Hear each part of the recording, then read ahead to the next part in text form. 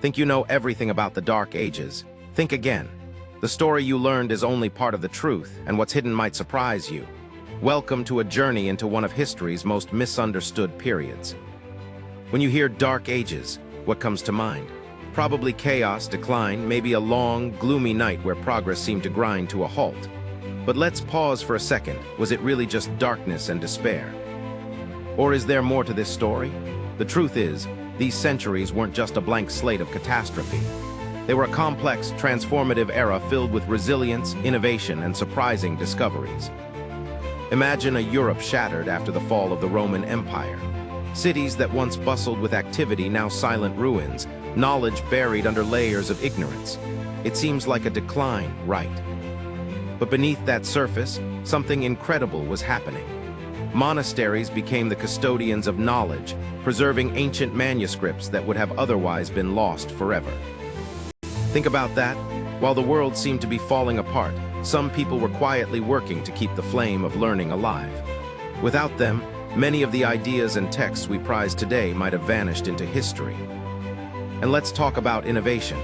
You might assume that the Dark Ages were a time of stagnation, but that couldn't be further from the truth.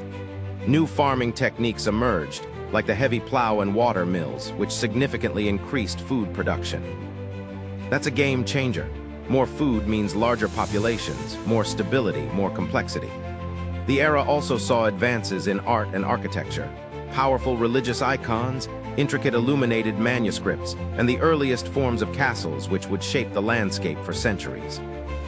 But it wasn't just about survival and preservation. This age was filled with cultural shifts. People formed new identities, laid the foundations for modern nations, and even created the first universities. So rather than a bleak period, it was a time of rebirth, an era that set the stage for the Renaissance and modern civilization itself. And here's a twist. Many of the myths about the Dark Ages being uncivilized or barbaric are gross oversimplifications.